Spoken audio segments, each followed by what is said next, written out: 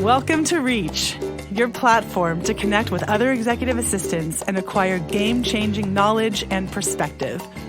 Reach is designed to inspire your workday, guide you through pivotal moments in your career, and transform you into the executive assistant you've always wanted to be.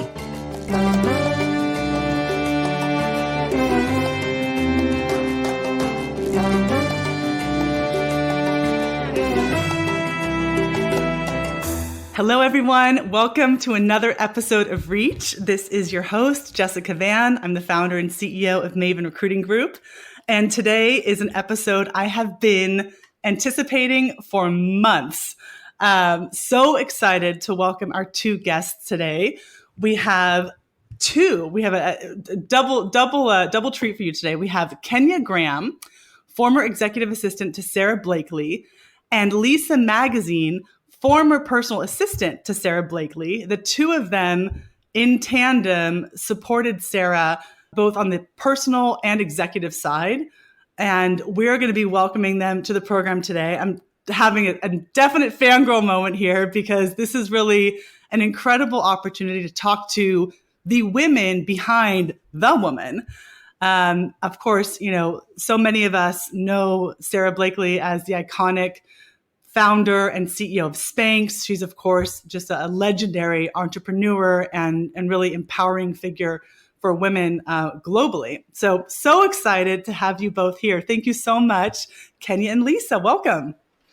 Thank you for having us. I know. Thank you for having us, Jessica. We're excited to be here. Absolutely. So we're going to be talking about how the two of you worked in tandem to really provide this holistic and what I like to think of as, continuous 360-degree support, right, to Sara. And so that she could really show up as the effective leader and change maker and visionary that she is.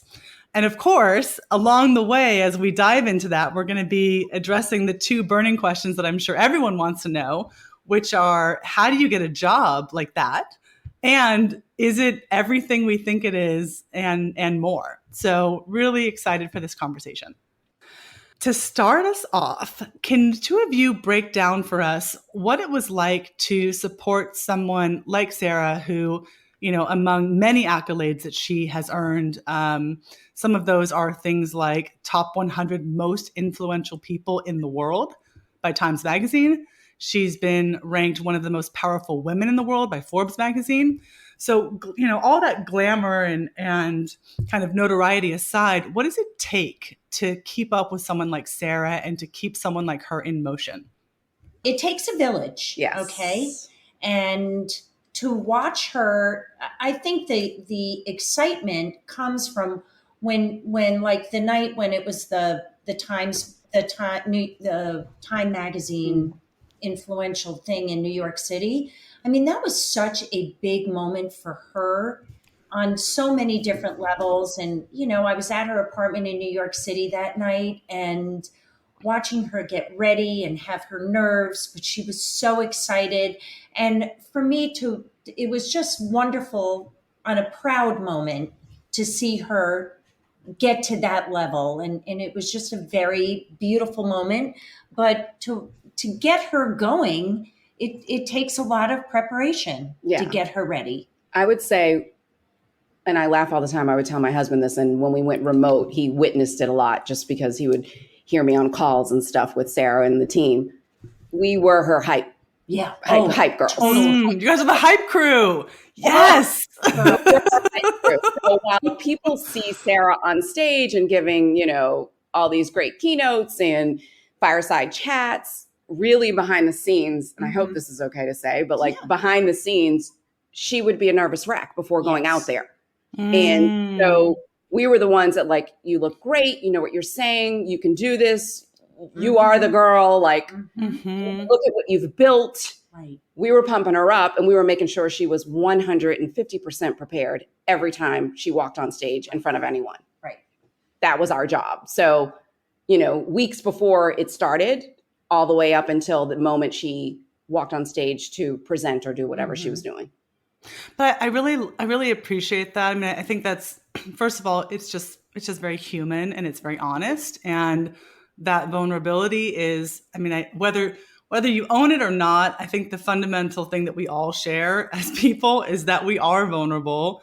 We are, a bundle of nerves at times and things like that. But I think what's really interesting to note is that the prep work, as you point out, Kenya, is not just about, the logistics and making sure that her talking points are well orchestrated and ordered and, tight and whatever. But it's also being there on that very emotional and personal level to say, you've got this, like you're gonna crush it out there. And I think that is support. I mean, it's not either or, it's all of it. Yeah, for sure. Absolutely. So was the job, was it a 24-hour kind of intensity? Like what did that pace and intensity look like? I mean, I'll speak really quickly from my standpoint and just the Spanx sort of business side that I dealt with Sara. It was a 24-hour job, but it wasn't. If I made sure that she was prepared for whatever meeting she was going into, whatever event she had, then no, it wasn't a 24/7 job. Lisa, on the other hand, while she managed her entire life from, her house to her kids to her nannies, chefs, her job was way more 24/7 than mine. Mm. We can talk more about that, but I think that's a lot of it is there's sort of the character of the personal realm and it has its own pace. And then there's the character of the business realm and that has its own pace, but they are definitely different animals as far as all that's concerned. So let's rewind a few years back. And also I want to just note too, I mean, both of you had these incredible tenures. I mean, Lisa, you were with Sara for, what was it, 19 years? 18 all told? years. 18 years. Yeah. Okay. Yeah. I mean, that's just incredible. And I mean, Kenya, obviously you also put in an incredible amount of time. I mean, what do you attribute that to? Like, what do you think was really the glue and what kept you guys loyal and invested and engaged for such impressive lengths of time in these roles? For me, it was Lisa.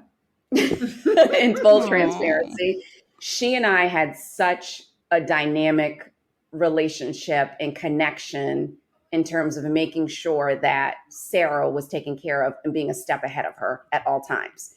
Even when she thought she was, telling us to do something or she thought she was a step ahead of us, we had already thought of it, right? Mm-hmm. And we would just laugh behind the scenes like, we already did that, girl. But so having Lisa, and then we had, another editorial strategist, a PR manager, like we had a lot of people on our team. And as a team, it was sort of us and then Sara and us. And when we saw Sara shine, then we felt successful, right? Like it summed it up for us. Right. So I started off at Spanx actually working for the CEO at the time, Jan Singer, and Sara was not acting CEO. She was out having kids and, doing that sort of thing. And Lisa was there still working for Sara, but I was there as the EA to the CEO. And then Sara decided to come back into the business and my job basically ended. And she had a business assistant. So there was no need for me. So I left for 2 years. Then when her business assistant, her EA left, Lisa called me and said, hey, would you consider coming back and working for Sara? And I said, absolutely. I loved working for Spanx. So then I came back and then I was there for 4 years until I just recently left. So again, I think it goes back to having that working connection and understanding that I knew Lisa and I worked well together and I knew that we could make Sara shine. And that's my goal for any role that I've ever gone into as an EA is not for me to shine. I like, obviously, I like to be behind the scenes, but when my boss shines, I feel successful. Right. That's your payoff moment. Yeah. That's your atta girl moment. Yeah. So what did that look like? I mean, and Lisa, you especially with this lens of 18 years, I mean, that's got to be a pretty meteoric, like crazy period in Spanx's history, and also just in the life and history of Sara as an individual, from where she was 18 years ago to where she was today. So, I mean, what did that look like for you? What types of changes did you see in terms of the business, in terms of Sara's needs, in terms of her lifestyle? Like what what did that kind of trajectory look like? Well, when I first started, I was employee number 13. I mean, we were in the basement um, with no windows of the Westin Hotel in Atlanta, Georgia, in Buckhead. And when I went in there, the last job that I had was the top floor at Warnaco, working for Linda Wagner, who at the time was the highest paid CEO in woman CEO in America. And I mean, our offices were stellar. And then to walk into Spanx, I'm like, this is it? You guys are in a windowless basement? But when I met her, I said to my husband, I said, there's just she's so young and beautiful, and there's just something so innocent about her, but she is sly as a fox. That I'm telling Yeah. you, sly as a fox. And I said, there's just something about her. And we were very scrappy back then. And it just to watch her evolve and grow with the brand, and watch the brand grow and watch her work so incredibly hard. I mean, she worked it. I was with so much pleasure to support her. It brought me so much joy because, Yeah. as a woman watching another woman just build something that somebody said to her, "Oh, you have that little underwear company." That was when I first started there. And I just say to her, I'd often say, "Where is that guy? I just want to see how you're feeling about your little underwear company now." Right. How do you like me now with my Yeah. little underwear company? Where Exactly. she was at a party in Atlanta, and this guy said that to her. "Oh, you're starting that little underwear company, right? How's that going?" And Mm-hmm. we'd often laugh about that guy. I love it. I mean, and anyone that's heard the story of Spanx, I mean, it's such an amazing rags to riches. I know Oh that's yeah. I say that in quotation marks, but such a like rags to riches story. I mean, there's like all of these things where you hear like these, kind of, it's almost like this like iconic, like folkloric, tales that you hear about, like for instance, things where didn't she put her inventory, like she switched it out or something and like snuck it onto a counter where she wasn't Well, supposed to have it or something like this? it was at Neiman Marcus here in Atlanta, and at Nordstrom when Nordstrom opened up here in Atlanta. And she kept taking, and then when I first started working for her, asked me if I would do the same thing. And I'm an intense rule follower, and I was saying to myself, do that. Like, But what have I signed up for? it takes the power of persuasion on Yes, she another does. level. And before you know it, I am taking that brand Hue, Hue, Mm-hmm. plates and shears out of these display cases and putting in the Spanx display cases. So yes, she was very didn't really care. She really was going to get scolded after, permission later, Yep. forgiveness later. It didn't bother her, and she was a little bit of a warrior back then. So Yeah. Yeah. But I mean, how funny and what an amazing, experience for you to have been there really at that grassroots it stage, was fun. windowless office. I mean, that's as grassroots as it gets. That's Yes, like guerrilla style. We're yes, just going to go in, take over Neiman Marcus. We're going to make this thing work to where you are now. I mean, what an incredible meteoric story. I know. And similarly, like how that obviously impacted and kind of echoed through her life and lifestyle. I mean, that kind of goes without saying that would have also gone with it all. And just so cool. So cool. So we talked about this a little bit about, kind of, things existing on this continuum, right? Like the executive's business and personal lives have to exist, and there has to be flow between the two of them. There can't be any kind of like friction or tension, because at the end of the day, they're one person, and there has to be harmony between those two pieces to really be effective and to provide that kind of, peace. So I'm curious, obviously, like someone like Sara, who's a mother of 4 kids, married, complex, very busy, busy, busy, busy life. Tell us about how the two of you worked together. And, like you said, Kenya, Lisa's what kept you at the job. She was really the anchor point. So what was it about that relationship between the two of you? And what are some of the traits or hallmarks of your relationship and how the two of you partner that made it so seamless? A big piece of it, and it's a simple piece, honestly. We shared an office. Yes. It's as simple as it sounds. We shared an office. And what that meant was, if I'm on a call, if I'm in a meeting, Lisa's witnessing it. If she's on a call, if she's in a meeting, I'm witnessing it. So the crossing of information was always there. Always there. And we already had the connection of having worked together previously. We are both, as Lisa said, Capricorns. Mm-hmm. We kind of operate the same. Yep. Neither one of us have an ego. Nope. And honestly, we were both career EAs that were in this position to make Sara shine. So, I can remember one time, I don't remember where we were, something happened and Sara said, "Oh, don't you guys," to whoever we were with, "don't you worry about it. I have the two best bodyguards in the room." That's right.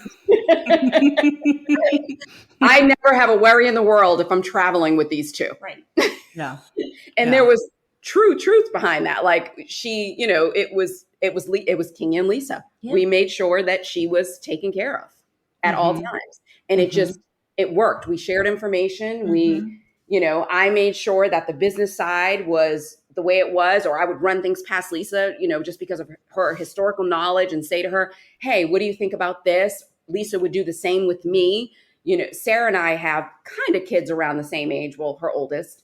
So, if Lisa had a question about schools or kids or something, she was working on the personal side with Sara. Mm-hmm. She would ask me. She didn't have an ego in it just because that was quote unquote her job. Right. And same with me. I would ask her, "Hey, back in the day, what did you do here?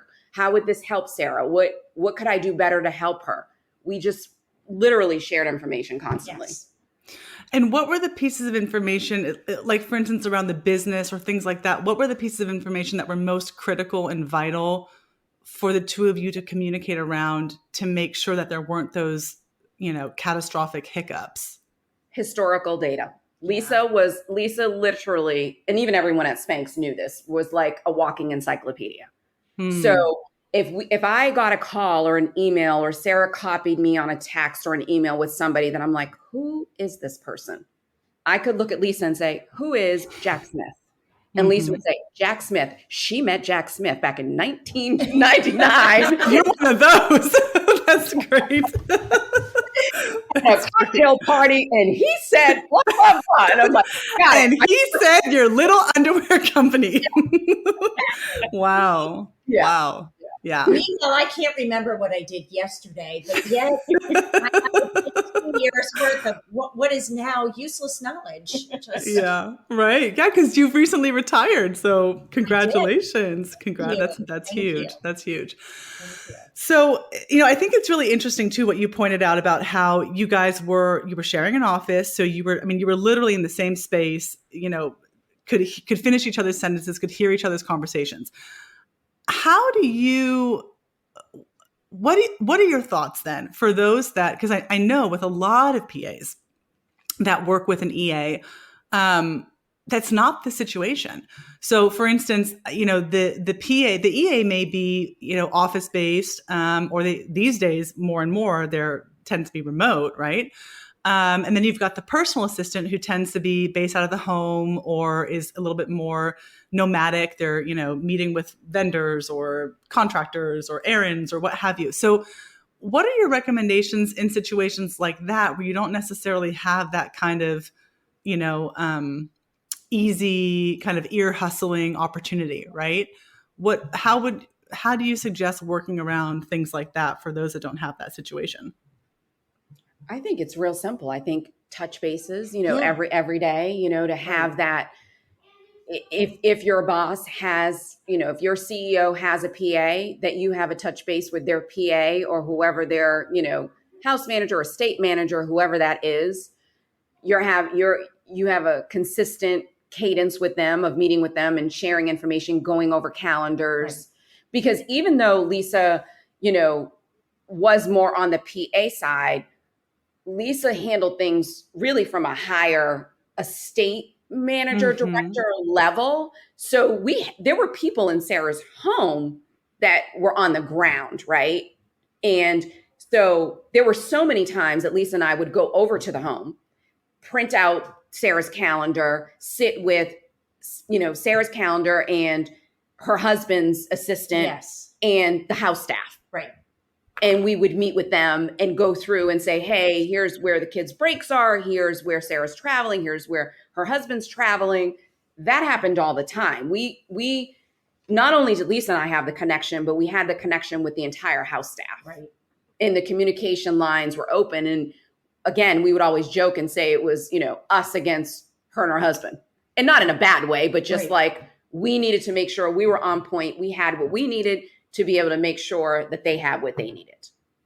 So I think to answer your question, it's sharing of information, setting up a cadence of meetings, making sure that no one's hoarding information, because I've been in those situations too, where people are so afraid and they hoard information for their job security. Completely unnecessary. If you're confident in your job and you're doing the best job that you can do, you don't need to hoard information. Right. Share it. Exactly. Yeah. Well, I mean, at the end of the day, that's what's going to allow everybody to look good and to perform well in their role, which is what, of course, enables you to look good. Right. I think that's a really powerful soundbite and piece of advice. When it came to working together, I mean, did you the two of you always sort of have this very seamless flow, or was it something that you had to work at? No, we kind of did. We did. It was perfection from the start. Yeah. We would always say to Sarah, you have your dream team in front of you, girlfriend. Yeah. Get out of us now. Yes. Go ahead. And she would just roll her eyes at us. Yeah. That's great. I think that for us, it is the level of maturity that we've been doing this for so many years. For sure. This PA thing, I always, with all the other women that I worked for, I definitely had an EAPA vibe. I don't really know how that happened, but it just did. And with Kenya and I, it just from the get-go, it was like I said, that no ego thing. Yeah. And secure. I'm secure with my position with Sarah. She's secure with her position with Sarah. So let's make it work. I don't want neither one of us wants to be on TV or any hell, right? Right. But to make her feel like $1 million every time she was in a meeting, no matter how big or small. Yeah. Her big thing was, please let me be prepared. Yeah. And whether it's her going to a dinner and who's going to be there, who's sitting at my table, I need pictures, I need this, that.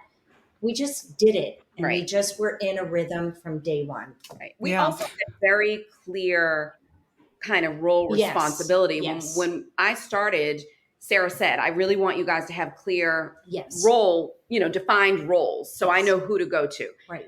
And we established that right off the bat. Yes. Lisa never touched the calendar, as an example. I said to her, I do not work well with anyone being in the calendar of my CEO. She said, good, because I don't want to touch it. I don't want to touch it. So that was perfect. In terms of travel, I didn't want to call it and schedule the private plane. I didn't know anything about it, didn't want to know anything about it.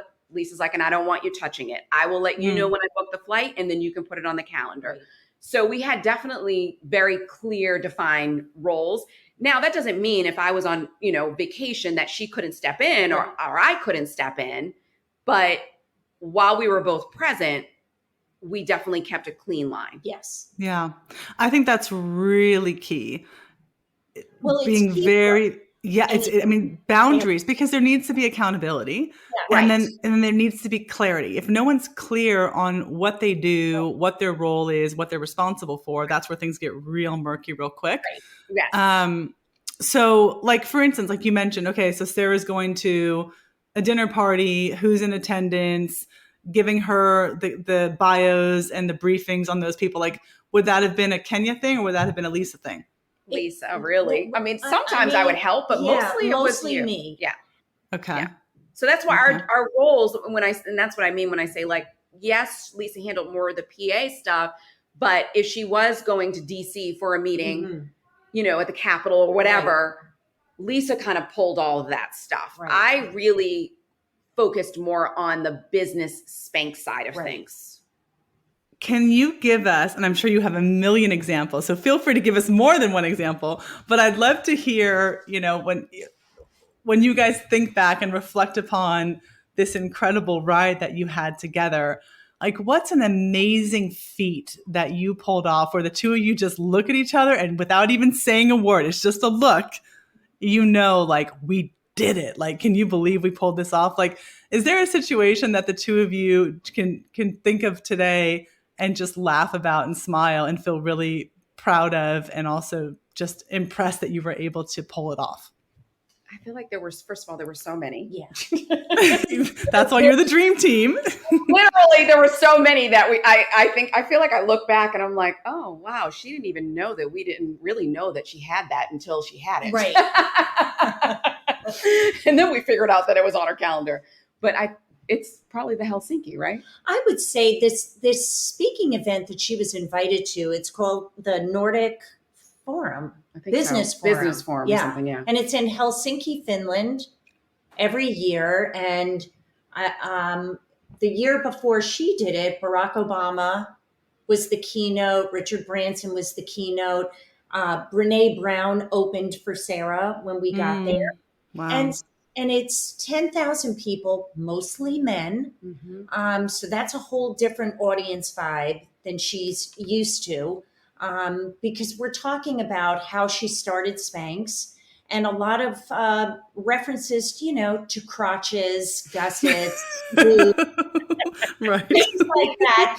That I'm going to bet that this very conservative group of men, Nordic of all things, right? so that's going to be a little bit different. But and she hadn't done a keynote in quite a few years, and it's a good, healthy 45 minutes.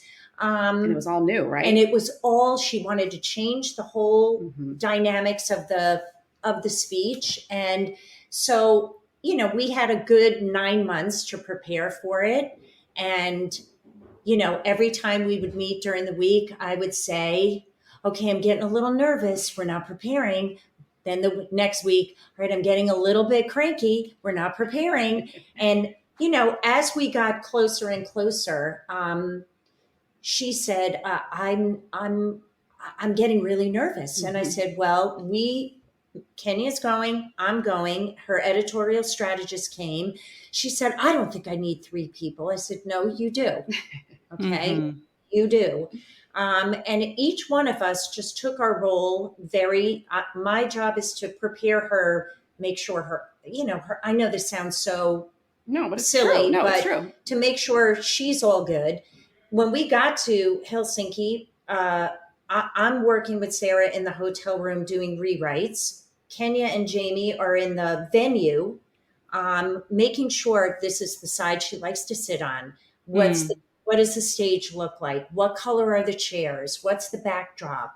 What kind of microphone? It's silly things like that. But the day of, to walk in and know that we know where to go, we know where everything is, and she was ready. Yeah. And she knocked it out of the park.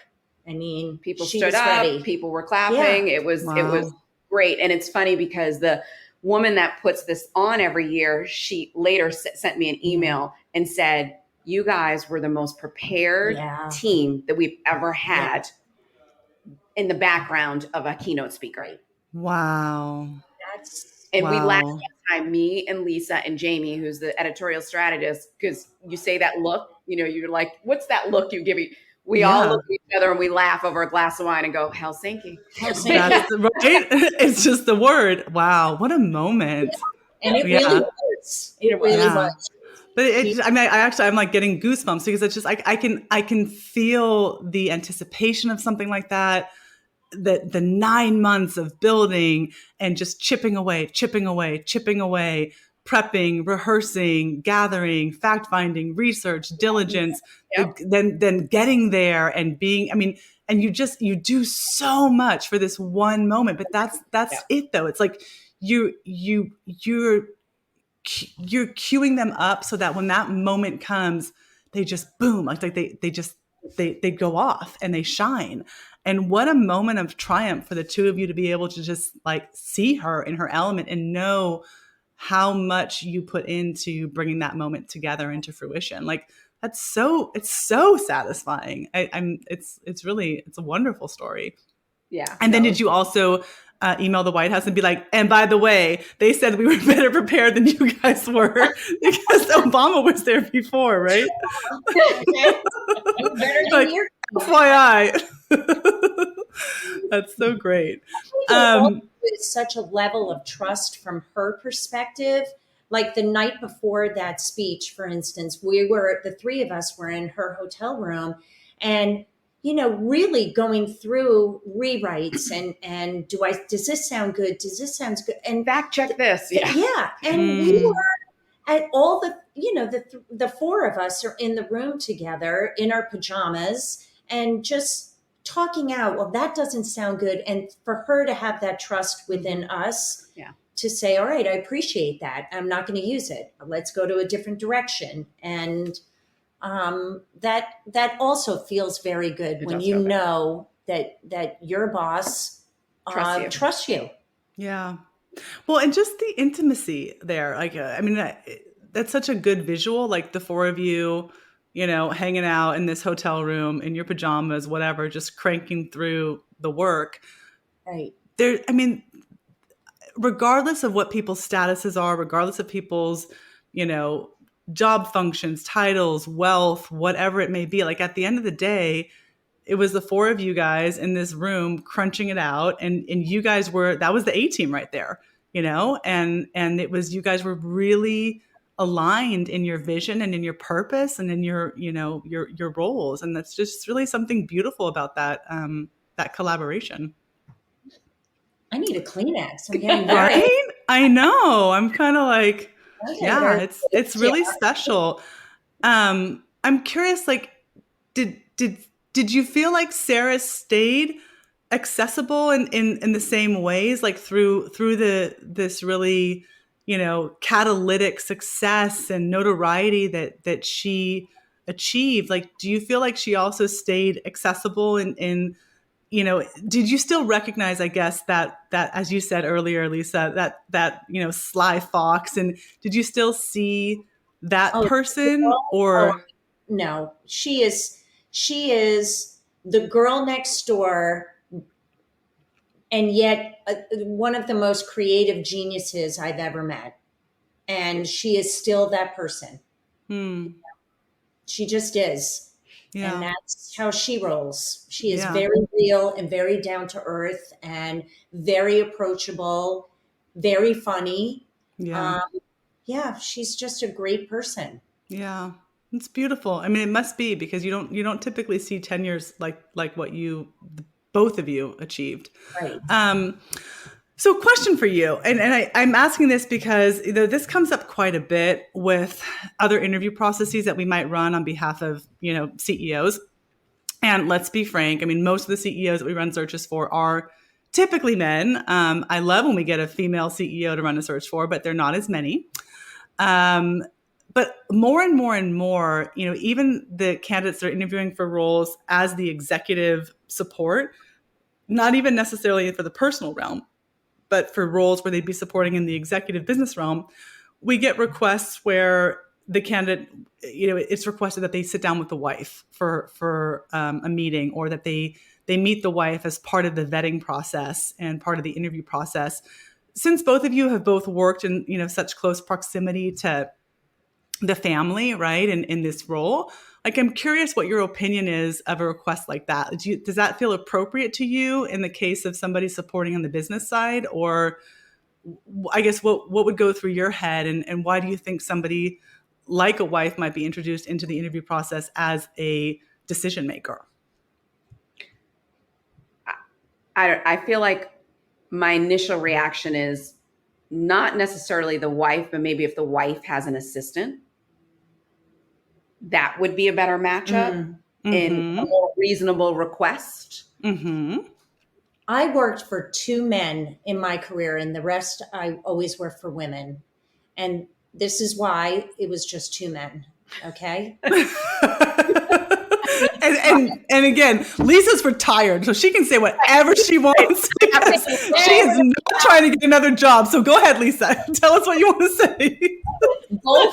Both men, and this is my hand to God, this is real. Both men, I had to speak with their wives. And that was such a huge turnoff to me. And I just told you this story. About, Ronzoni. I worked for this man who owned a huge pasta company in New York. And he hired me. I worked for Kraft Foods at the time, and Kraft bought this pasta company. So I got promoted and started working for him. And he had to bring in his wife so we could sit and talk. And I thought, okay, this is weird, but whatever. Then he asked me if I would get with his wife and make dentist appointments. And they were going to Orlando to Disney World. And I said to him, his name was Bob. And I said, Bob, that's not what I do. I don't do that. And I was young. I was in my early 20s. I don't even know where I got the wherewithal to even say that. And then fast forward, he gets asked to speak in front of a congressional hearing about wheat and semolina in America and semolina in Italy. And it was an import-export situation. And so now this is before the internet, and I prepared him with who was on the congressional board. It was agriculture and something or other. And how this whole day is going to plan out. And it took so long because, again, this is all on the phone. This is not me going to the library to see who's on. Right. I mean, this is how you did it back then. Yeah. And so when we were flying back on the shuttle back from DC to New York, he said, wow, that was exceptional. And I'm so happy that you prepared me, and I feel really good, and we're going to win this, and blah, blah, blah. And he said, now I get it. I get what you do. And I never had to speak to his wife again. Wow. Interesting. So I think if it's a strict PA thing, maybe it's appropriate. Maybe. But for that, I was not a PA back then. Yeah. And I thought to myself, so if I was a male EA, would you ask me to meet your wife? I probably not. So that was just kind of weird for me. And it's not anything and that's when I said, I'm never working for a man again. Yeah. Now, Ken's worked for a lot of men, but I am better off with women. Women energy is better for me. Yeah. Yeah. Interesting. Yeah. The request comes up a fair amount. And it's interesting because some candidates, when it's introduced into the interview process, I mean, it's an immediate flare, and they go, why is that? Why am I meeting this person? I don't understand what's the relevance. Like you said, Kenya, I mean, if I was meeting the wife's assistant, maybe that's a more, appropriate matchup, but it tends to be a flag. And it tends to open up a lot more questions. So what advice do you have for our listeners who are looking to strengthen their partnership with maybe like the personal assistant or the estate manager or the household staff, and they don't quite have that beautiful, seamless relationship that the two of you possess? What advice do you have for how they can really, especially when it comes to, like you said, hoarding information or not being perceived as a threat, but how can they really strengthen that relationship and make for the best type of synergy possible? I mean, one word comes to mind is just authenticity. Yeah. Like, to be authentic and human, right? Right. But I think it's also, we met so many people on her house staff along the way. Right. But the thing is, I want you to succeed more than you want to succeed. Right. Because it makes our job better. So then we're happier. Right. So just let's work together. And there are people that are willing to do that. Mm-hmm. And then there are people that are just not and want to take it to a different level. And that's why, I lasted 18 years. I didn't want to take it to any other level, Right. but just for one person and one team to be great. Right. That's all. It's really a simple, Right. It's simple. Right. Yeah. Well, and I think too, like you said, open the lines of communication too, because I think that needs to be consistent as opposed to, kind of when you need something, right? It's like build the relationship. And, Exactly. if that means having scheduled regular weekly meetings or whatever the case may be, like honor those meetings and make sure that you're doing those calendar syncs, make sure that you're doing syncing up on the trip. Hey, our executive is going to be in Helsinki. Do you think they're going to want to spend additional time in Helsinki after the conference to travel or whatever? I mean, you need time to address those things and really, ask the questions. I agree. Yeah. And I think that with everybody on all the different teams, I think that their job is just as important as ours. Right. So, it's authenticity, it's mutual respect. And again, we're all here for one goal. Right. So if we're all on the same page, this little ship should float beautifully. Sure should. Mm-hmm. Yeah. Yeah. You guys are great. I love what an amazing matchup this was. Really, like really an epic partnership for both of you to feel really good about, for that really defined your careers. I mean, I think it's really special, and it's also really rare to see that. We have some placements that, like that can be challenging. And even when, new hires they get the advice of, hey, you need to become BFFs with the estate, manager, or get to know so-and-so. People don't necessarily even know what to do with that information, or they don't understand the importance of that. Like, well, why do I need to get to know so-and-so? What is that? What is the value to be gained in that, in that relationship and that rapport? And it's like, it's that handoff, you guys just do that so well. So I have a final question for you. And I'm sure many of our listeners are thinking, God, Sara actually is the ideal person that I would want to support. But I'm curious if there was a different individual that either of you could have supported. And you can choose whether it was, modern times or the past or what have you. But who would you have chosen to support and why? I'll start. For me, it is Tyler Perry here in Atlanta, actually. Wow. I just love everything that he does. I love the philanthropy work that he does. Mm-hmm. His work is incredible to me. And again, you don't know who someone is until you work for them. But from what I have seen and the good that he does, he is incredibly impressive. Yeah. I have two. Okay. I would love to assist Cher. Ooh, that's fun. We never had that answer either. Yeah. Okay.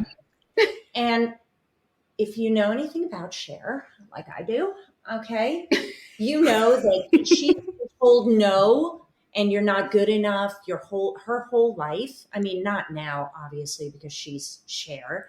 But starting out, it was not easy for her. And I just admire her tenacity so much. And the other person, because I know I could have helped her. I know I could have. And I know you could have. Princess Diana. You could have saved her life. Yes. Yeah. She needed a quality gatekeeper. She did. She needed a friend and an ally and someone to have her back. And She needed a friend, a mom, a gatekeeper, maybe a bodyguard. I could have fit all those. Literally, or you would have found the bodyguard. Yeah. Well, she was so vulnerable, and she just needed allies. Yeah. Could have done it for her. Yeah. Wow. I get the theme here, Lisa. I think I know your type. Like tenacious, Don't take no for an No. answer. No. Visionary, strong female figures. Yep. Yes. Yeah.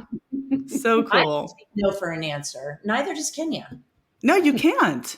I don't. Mm-mm. We You never have. can't. Not in the work that you do, because how do you go to your boss and be like, "Oh, I'm sorry. Yeah, no, that wasn't possible." Like that's not an acceptable, it's not Right. an acceptable answer. I mean, I'll tell you, when I started working for Sarah and partnering with Lisa, and I would watch how resourceful she was, and Sarah would ask for the most obscure, like the craziest asks. Mhm. Like And what? Like give us another example. I mean, I mean, nothing that I could really talk about, but Okay. Okay. just know But- that it was. but literally, she would come into our office, she would say something to Lisa, and she'd walk out and close the door. And I would look at Lisa and I'd say, "How the hell are you going to pull that off?" What did I always say? I have no idea. I have no idea, but I'm going to figure it out. I'm gonna figure it out. I love that. That is my mantra in life too. I'm gonna figure it out. I may not know now, but I will. Yeah. For the few times that I couldn't accomplish whatever it was, she would say to me, "Wow, if you can't do it, it can't be done."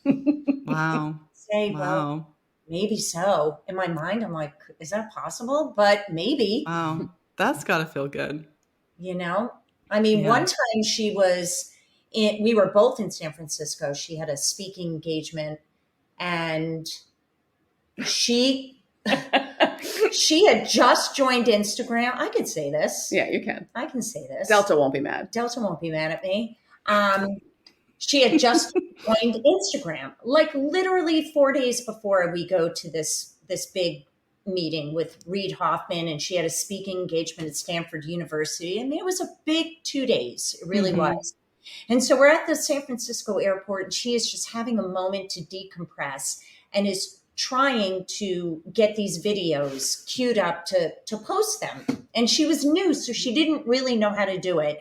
And that is one thing that is not in my wheelhouse, is Instagram and Twitter and all that stuff.